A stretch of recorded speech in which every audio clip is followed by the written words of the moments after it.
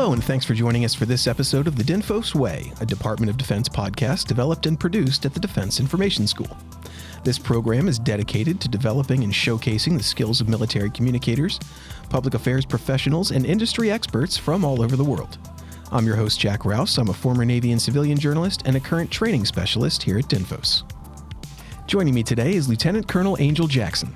She is the director of the Public Affairs and Communication Strategy Directorate here, and she oversees 11 strategic communication and visual information courses, the mobile training program, as well as the International Military Student Program. She's here today to talk about what happens on the officer side of the house, what today's military communications leaders are learning here, and how we're adapting to the changing information environment. Colonel Jackson, thank you for joining us. Thank you for having me. Always great to see you. Every time I see you around the building, you've got a big smile. It makes me feel positive. I appreciate you. Thank you. So tell us a little bit about yourself and how you got to DINFOS. Okay, so I've been in the military for 23 years, so this year will be 24 years for me. I started out enlisted as a multimedia illustrator in the Army, and then I also worked as a combat photographer. I commissioned in 2004 as an air defense officer. And so as an officer, I worked as an air defense officer, then an AG officer, and then I came back home to public affairs and I participated in the Army's voluntary transfer incentive program and became a public affairs officer. And so I've been doing that since around 2011. My previous position prior to coming to DINFOS was at the TPACE, or the Theater Public Affairs Support Element. I was the commander of that organization, and that's out at Fort Bliss, Texas. And so when the assignment cycle came up and it was time to move, this is one of the positions that I requested, and I got it. That's always great when it happens like that. Yes. That's awesome. So I know that you guys are in charge of 11 courses and a lot of different stuff happening on that side. Yes. Let's start by talking first about what I would consider to be the primary thing that you're known for over there, which is the PAX course, the PAX-Q course? Yes, PAX-Q. Awesome. Can you tell me a little bit about what that course is and how it works for people? So the Public Affairs and Communication Strategy Qualification course, or PAX-Q course, it's basically the MOS producing course for our officers in the Department of Defense. This course not only services our officers, but we do have DA civilians or DOD civilians, and we also have some of our senior enlisted personnel that attend the course too. We also have international students. They attend the course. And so what this course is basically entry-level training for the Department of Defense, other U.S. government agencies, and like I said, some of our international students. And we go over a number of things. Right now we have about 5 of our, 5 competencies. We have 5 competencies in the course, and those include things like military planning, communications planning, leadership, integrated communications. Like there's a couple of different things that we focus on in that particular course to prepare our students for service in the Department of Defense. Awesome. Can you kind of break that down a little bit more and talk about maybe parts of the course in depth and sort of what they'll face here, if non-spoilers, what you can talk about? Non-spoilers, yeah. You can actually find the training, a little bit of information of the training online, but I'll start with military planning. Military planning is it's not just about planning from a public affairs perspective, but understanding each of the parts of the staff that you may be serving on. And so I'll talk about our exercise. The exercise that the students go through, we actually play roles for each of the different staff members so that our students know how to not only integrate with the rest of the staff, but plan with the rest of the staff. We teach them how to write public affairs guidance. We teach them how to write public affairs estimates, how to understand the different parts of an operations order, and to know what to do with that information in support of commanders' strategic goals. So you mentioned that there are students from all kinds of different places in the military. There's enlisted, there's officers at different stages of their careers who come in, but also there's international students as well. So how do you guys tailor the instruction so that it's effective for all those different kinds of people? We actually ensure that we have a couple of different learning styles and learning approaches for our students. One of the things we do, we have a lot of hands-on experience or practical exercises inside of the classroom. We do have lectures, but those lectures, in each lecture, there are activities that the students can actually apply. In most of the classes, they can apply what they just learned. We have some types of integrated communication where some things are online where they can kind of learn on their own, and then they have group assignments where they learn with each other as well. The exercise that we do at the end of the course, where the students are allowed to take everything that they've learned and apply it in a 2-week exercise, they actually do the things that they've been trained to do. They build communications plans. They're out on a deployment. They're embedded with an engineer unit, and we give them different scenarios on things that happen, like I think there's a flood, there, some civil unrest, things like that. And so they're actually able to apply what they learned, not just what they read and what they kind of did in an activity, but they determine what will they do if something happens, if there's a, you're being given an immediate crisis situation. Well, now what are you going to do? And we kind of coach them through that. We also implemented this iteration a lot more hands-on coaching with the students because we want to make sure that they leave here with a level of understanding of what they're going to be expected to do once they leave the schoolhouse. And so we take a number of approaches to ensure our students can understand their role as public affairs officers, but also, how do they use that in support of commanders' initiatives. And you also mentioned that one of the things that you talk about is how to interact with their staff and how to get the most out of the people Absolutely. that work for them or work beneath them as well. So can you elaborate a little bit more on that and how that works for the officer folks who come through? Absolutely. So I'll just give an example. One of the classes that we teach is resourcing, and how do you resource the things that you need? It's one thing to say, hey, I need a couple of cameras, or maybe I need some more people, but who do you talk to actually get those things? What types of relationships are you building along the way to get the things that you need? One of the things that we always tell the students is the first time you speak to someone should never be when you need them. And so establishing those relationships early on, understanding who's who in the zoo, who does what, who can help you requisition your personnel, who can help you, determine what equipment you're able to get for your organization and how you get that equipment. And so we teach them about what each of the staff members do, and then how to know what your role is with those staff members, with the intel personnel, with your S3 or your J3. How do you interact with them? What should that relationship look like? You will have some organizations that sometimes they're not sure what the public affairs team does. They will look at that team as, they just take photos or they just do video.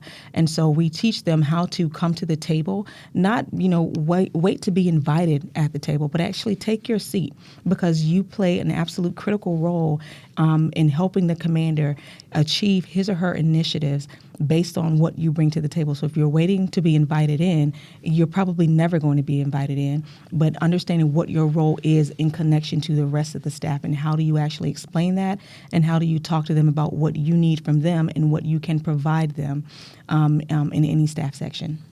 And I'm glad that you said that because implementing those effective communication strategies at those leadership levels are, the goal of an effective graduate from the PAX-Q course, I think. Can you elaborate maybe a little bit more on what those effective communication strategies look like in an environment where they have a good seat at the table? Yes. So one of the things that we try to teach our students is, if they're going into a new war kicks off, or there's a new operation that kicks off, and most of those most operations are phased out. They're phase 1, phase 2, 2 alpha, whatever the case may be. We teach them, what is your role in every single phase of this operation? I think one of the most fun things I've ever had to do was do a tabletop exercise and walk through what my role was as the public affairs officer as we were maneuvering troops on a battlefield, as we were determining who is doing what is logistics doing, how are we getting communications, like where are people going to be, and then what are you doing from a public affairs perspective? How are you integrating with your PSYOP team, with your intel team? What are you actually doing at every phase of the operation? And saying, oh, we're going to be taking photos, that's an absolute no-go. Saying, we're just going to be standing by and, waiting on, someone to request us, that's not how you effectively show your boss how you can assist them on the battlefield. We actually are able to collect imagery and information that could help commanders make decisions, and we teach them how do you do that and why you do that and how you explain that to your boss and to the rest of the staff, why what you do matters to the overall success or failure of an organization. I'm so glad that you put that as the most succinct and I think perfect explanation I've ever heard of what the anticipation for officers in our career field looks like out there in the real world. Because a lot of people who are listening to this probably, again, don't really have any idea what it is those people do.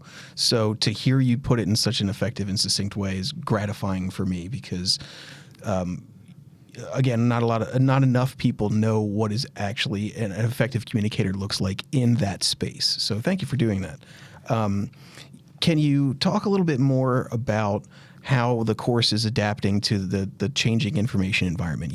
We talk a lot and have talked a lot on this show about misinformation and disinformation, about the fact of the creation and usage of AI, et cetera. So how are we adapting and changing to sort of grow with the environment as it adapts and changes? I can tell you one of the best things that I believe DINFOS offers is the fact that we have individuals from the fleet in the field who rotate in and out of the schoolhouse. So we're able to keep that information fresh that we teach here at the schoolhouse. But between myself and a couple of the other officers who have come in from our last assignments, one of the things we looked at is what are some things that we are not doing in PAX-Q, and how can we integrate those things into the course without changing our terminal learning objectives or what the services have asked us to do, but still keep the course fresh. So a few things that we've looked at, we recently, when the first year I was here, we implemented an AI policy, and not necessarily telling the students, hey, you can, take everything, throw it in AI and use it. We give them left and right limits in order to teach them, you need to learn how to write, you need to learn how to plan, you need to learn how to provide information to your boss and to the staff. But it's okay if you have, something look over, some form of AI that looks over your work to make sure it is readable. It is what you are meaning to say. And so we have some students that come in and they may struggle a little bit with writing. And so Microsoft Word or Google Forms or whatever, they will give you that little squiggly line that tells you, that's not spelled right, or maybe your subject and your verb didn't agree. So we have small things like that assist our students with making sure that their information is correct, but at no point in time can they actually drop something into ChatGPT or a Camo GPT and say, hey, develop my communications plan for me. We automatically know that it's, that's something that wasn't developed by you. The DINFOS has been directed to actually produce a course called the Digital Content Provenance course. And so not necessarily in PAX-Q, but our Visual Information Management course, they have been at the forefront of helping develop that course. We test that course on the students to see what we're missing, what's working, what isn't, before we deploy that across the Department of Defense. And so we are helping to understand what authenticity looks like in the visual information space. For our PAX-Q students, we're making sure that they have the tools, they understand what tools are out there and why they work and why they don't work, what is okay to use and what isn't okay to use. I haven't seen a platform yet that could actually do the work that we're teaching these students to do. You're not going to find a platform that's going to take the information that they're being given, for example, in an exercise or a situation where it requires you to make a decision. And sometimes that decision is not based on, something that's been done before. This is something new, and you have to figure out how this issue or this crisis or this event needs to be handled. And you may be able to get an idea, but you need to know your leadership. You need to know your audience. You need to know who you're speaking to and how they like to be informed and why that information is important to them. And that AI is not going to be able to tell a commander that. It's not going to be able to tell that PAO that. So we teach them the difference in between the lazy work and the real work that we do. So glad you put it that way, because there is no way to not utilize your critical thinking skills at any level of our career field. Absolutely. Whether it's at an enlisted level, a junior level, just coming through, or and someone who's going through the PAX-Q course. There's no way. Thank you for that. Can you elaborate a little bit more on some of the other classes that you guys teach over there? Oh, absolutely. So, wow, we have a lot. We have a lot. And so PAX-Q is our MOS producing course, but we also have all of the advanced courses that DINFOS offers to our community. And so the Visual Information Management course is one of those courses where we teach people not only how to capture and sort through the information that they have, but proper archiving. Where does this information go? How can we go retrieve it later? How do you properly catalog that visual information that all of our troops are taking around the world every single day? It's a lot. So the VIM course, I wish, was just incorporated into every course here in the schoolhouse, but we run up against time. So that's a very important course. We have our intermediate motion media course and our intermediate photography course. And so those students who have had the basic course over on the Department of Training side, they can come over to our IPC and our IMMC courses, and they could take advanced classes on things like After Effects, some of the Adobe software that we use, and understand how to develop higher quality content for their commanders. And one of the things we're really focused on now, is not only how do you produce that high quality content, but how do you produce that content in support of commander's intent. So it's one thing to be able to go and shoot a great commercial or, an amazing story, but can you do that in order to support your commander's intent and your commander's priorities? So we're heavily vested in that. We also have the Joint Contingency Public Affairs course. And basically that course is, once you've graduated the Public Affairs Qualification, the Public Affairs and Communication Strategy Qualification course, you can come back after you serve some time in the military and take this advanced course, take this advanced planning course. How do you better integrate with much more of the staff? So it's just a higher level education than your PAX-Q course. We also have the Public Affairs course for international students. That is a course that's strictly all international students. And it teaches them specifically how to be strong public affairs officers for their nations, but also how to work with U.S. counterparts as well.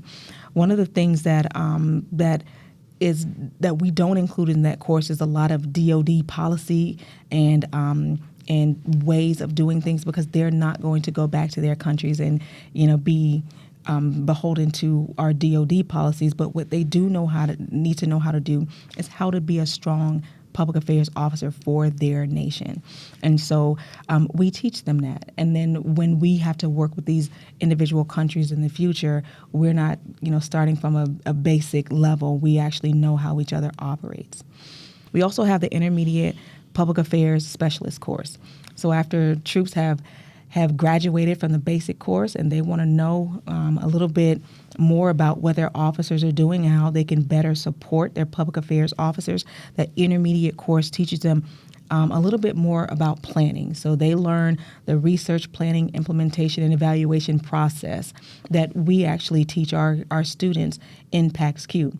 It's a small element, but it's huge in getting them to understand the why behind every single thing that we do. And that's probably one of our most requested courses to actually deploy as part of our mobile training team.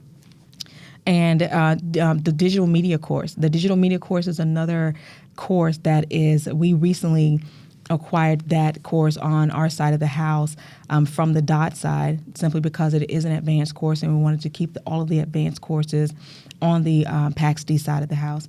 And so that course is actually a one that's most requested as well. So people are looking to do more with digital media, wanting to, create better content. And so that course, we have that course on that side of the house too.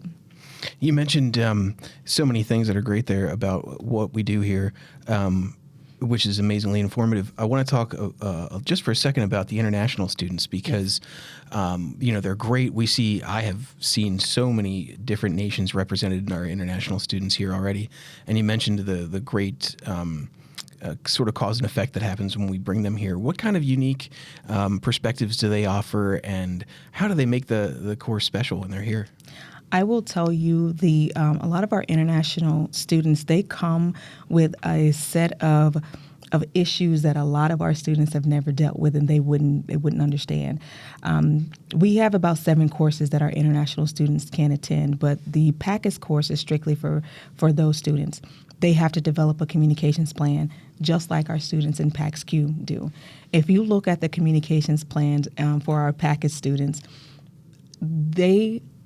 when I tell you the problems that they're trying to solve, I'll give you an example. We had a student from Zambia who developed a communications plan to try to get their population to know the difference between someone who was trying to recruit them to come into the Zambian army and someone who was going to drop them off in the middle of the field. That was a huge issue in their country. And so the communications plan that she put together was to actually get after getting their population to understand the difference between when you have a legitimate, recruiter asking you to join the military and someone who's just taking your money. And so these students come with a set of issues that we're not used to necessarily, because we don't have that issue. We have an all volunteer force, and nobody pays to come into the military. I mean, Zambia doesn't either, but people know you don't pay to come into the military. We recruit. These students come with a lot of them speak several different languages, and they have perspectives that come from a more worldly view sometimes. And so what they bring to the table and showing us how we integrate and how we work with other nations, I think is invaluable to not just us as instructors, but also to our students who have the opportunity to interact with them. Oh, 100%. What skills do you think are going to be most important for these future military communications leaders to develop, and how do our courses best serve them to develop those skills? I will tell you, I think the first and foremost, the best skill that any military troop can have is to be a leader and a warrior first. That's number one. One of the critical competencies that we just incorporated into PAX-Q is leadership. And to make sure that our students understand that they are leaders first, they're warriors first. And so one of the things I learned early on in my career as Specialist Jackson, out capturing imagery with a military police unit, it was a live fire exercise, and I almost got out in front of the unit. And this sergeant major grabbed me by my collar. I was in BDUs at the time. He grabbed me and snatched me and said, "You will not become a liability out here on this range." And that has stuck with me my entire career. I never want anybody to be a liability. If you're not a good leader, you're a liability. If you're not a good warrior, you're not a good troop, you're a liability. And so that's the first thing that our troops need to understand, officers enlisted across the board. And then they need to be able to be good communicators, which is why we structure the course the way we do. I will tell you 100% of the PAX-Q students probably don't know what they're getting themselves into when they attend this course. Some of them think that we do what our enlisted troops do.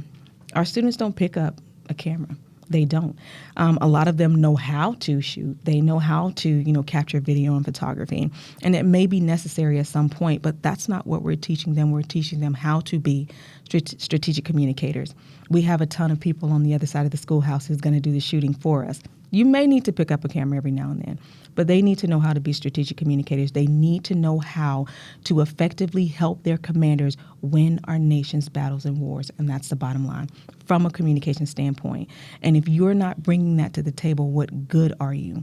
We need to make sure our troops know how to not only, show the American people what we are doing, how we are doing that. That's where we come in. But also, integrate ourselves into a staff that can help commanders make decisions that win wars. So those are the tools that we give our students in order to be, effective, in order to be to earn that seat at the table when they walk into an organization. Absolutely, 100%. You've talked about so many valuable things as it pertains to the course, and I know that some of the folks listening to this are prospective students. So what advice would you give prospective students that are considering the PAX-Q course, and how can they best be prepared to succeed before they come? Oh, and also, before you start on that question, just for the record, how long is the PAX-Q course? It's 45 days. There we go, because I knew we had forgotten to mention that. So anyway, what advice would you give to those prospective students, and how can they best be prepared? Number one, have an open mind. Prepare yourself to be patient. This is graduate level work that they're working on. And so when they get here, they need to bring their A game, because some students feel like it moves a little fast. We have a lot of that these services have asked us to do. And so we get that in 45 days. So pack your patience. And talk to a public affairs officer, someone who is actively practicing, and so they can give you a little insight into what it is that we do. We have the Army.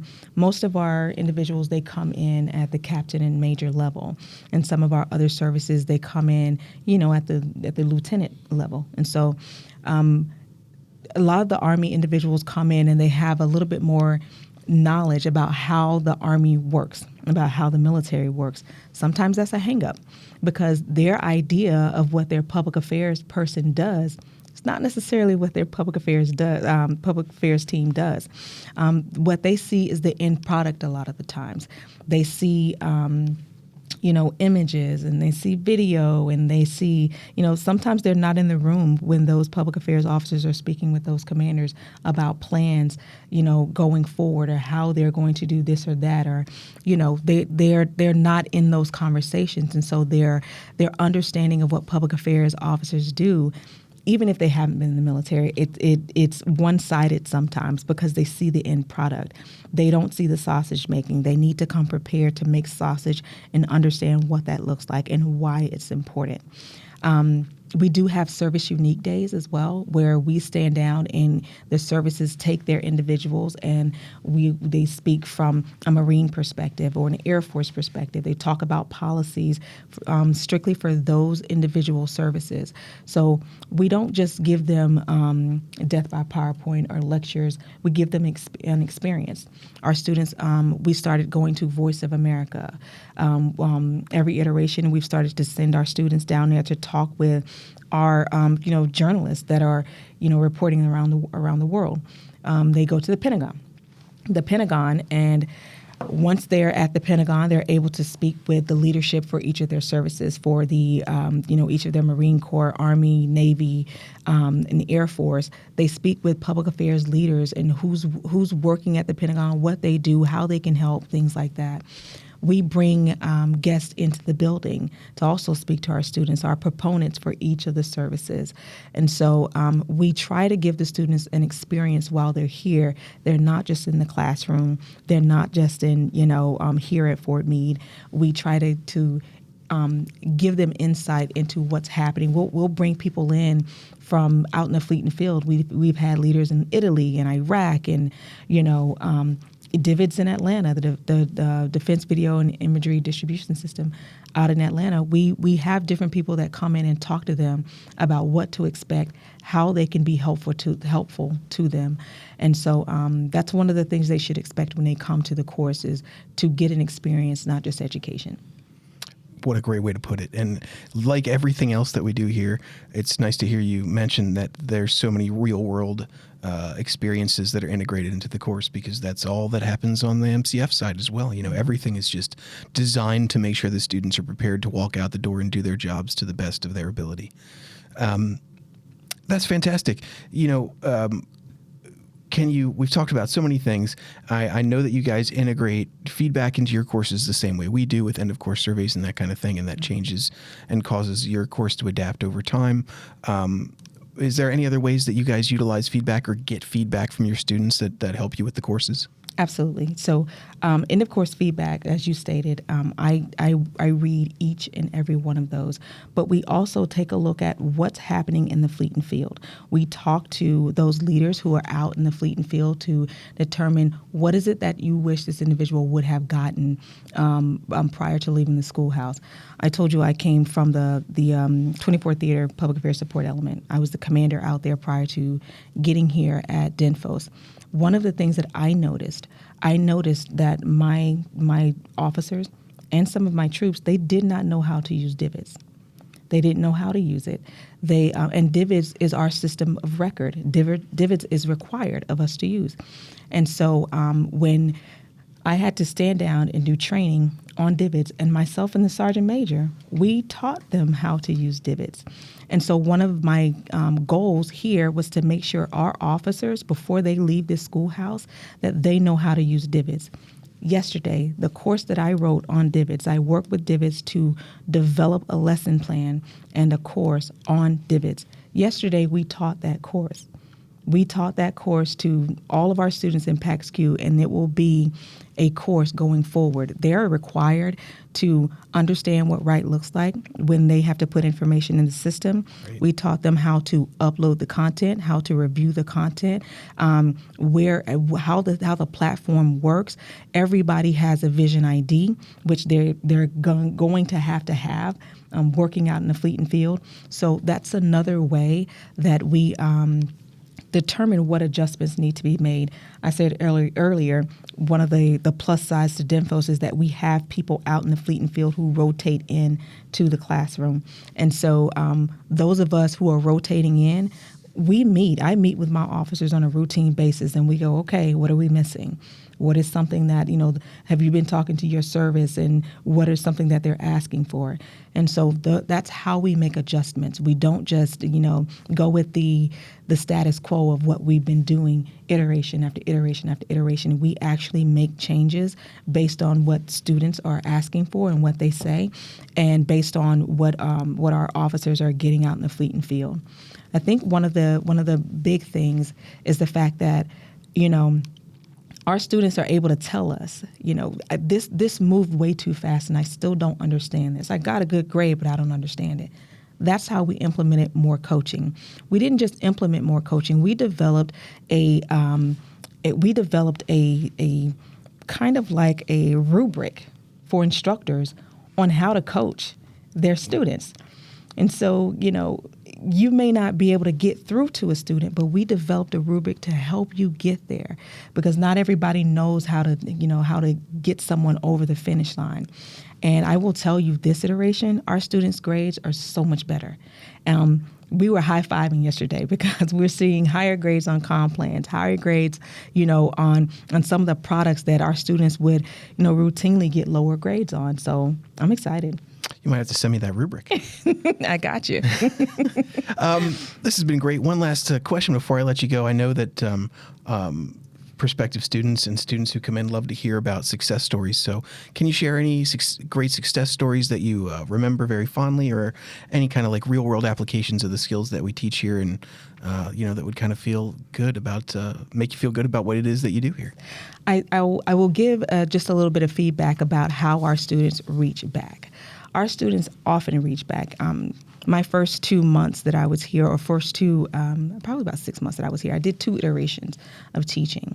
And one of the students, I've had 2 students reach back, but one of the students who was out, and he was in the National Guard out in Florida, and when the hurricanes hit, he had to come up with a plan for his unit.